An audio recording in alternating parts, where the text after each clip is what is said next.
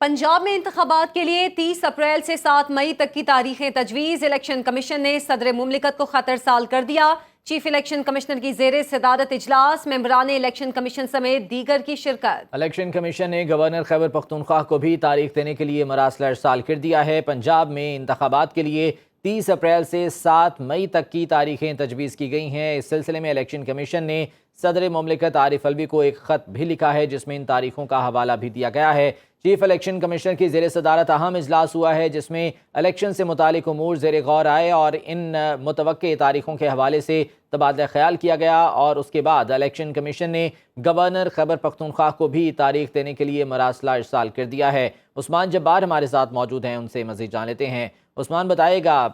मरासले तो इरसाल कर दिए गए हैं, इस हवाले से इक़दामात मज़ीद क्या उठाए जा रहे हैं? जी बिल्कुल, सुप्रीम कोर्ट का तफसीली फैसला आने के बाद इलेक्शन कमीशन गुज़श्ता 3 दिन से मुसलसल मीटिंग्स करता रहा और जो इनके स्टेक होल्डर्स हैं उनके हवाले से, और इलेक्शन कमीशन के जो सेक्रेटरी हैं उन्होंने सुप्रीम कोर्ट के फैसले पर इनको तफसीली ब्रीफिंग दी। जो इलेक्शन कमीशन का लॉ विंग था उन्होंने आम इंतखाबात के हवाले से जो कानूनी नुकात है उन पर इलेक्शन कमीशन को तजावीज़ पेश की, जिसके बाद बिलाखिर आज इलेक्शन कमीशन ने सदर मुमलिकत को खत लिखने का फैसला किया और उनको 30 अप्रैल से 7 मई तक की तारीखें तजवीज़ किए कि जो पंजाब में इलेक्शन आम इंतखाबात के हवाले से जो सूबाई असम्बली के इलेक्शन है उनके लिए ये तजवीज़ दी गई है। इसके अलावा जो गवर्नर खैबर पख्तूनख्वा है उनको भी लेटर लिख दिया गया है और उनके जवाब के मुंतज़िर है इलेक्शन कमीशन। जब तक उनकी तरफ से कोई जवाब नहीं आता तब तक इलेक्शन कमीशन कोई तारीख तजवीज़ कर नहीं सकता, लेकिन सूबाई असम्बली के हद तक, जो पंजाब की सूबाई असम्बली है उसकी हद तक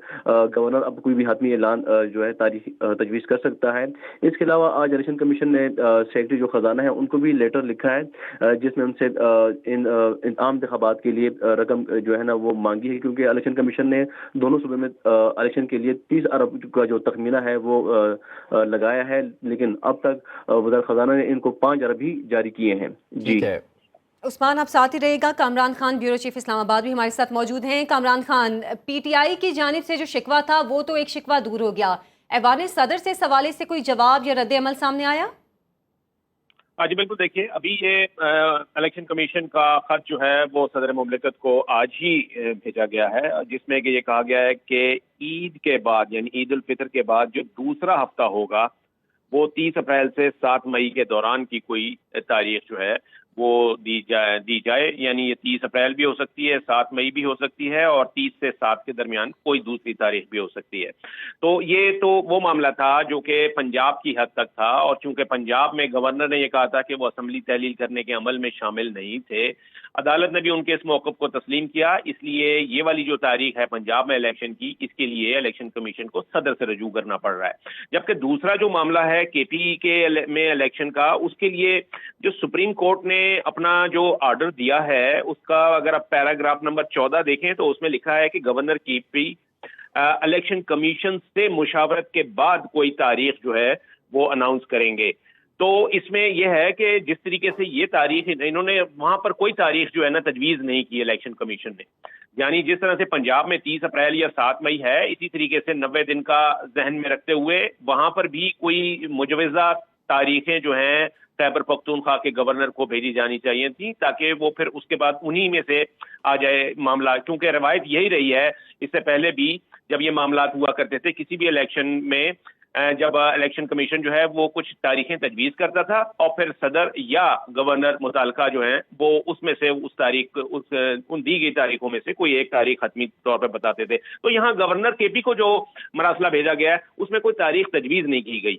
तो ये एक ऐसा है कि जी अब शायद अब देखते हैं कि उनकी तरफ से क्या जवाब आता है गवर्नर खैबर पख्तूनख्वा की तरफ से, क्योंकि जो सुप्रीम कोर्ट ने जो हुक्म दिया था उसमें यही कहा था कि the governor of the KP must after consultation with the election commission forthwith appoint a date for the holding of general election. Ji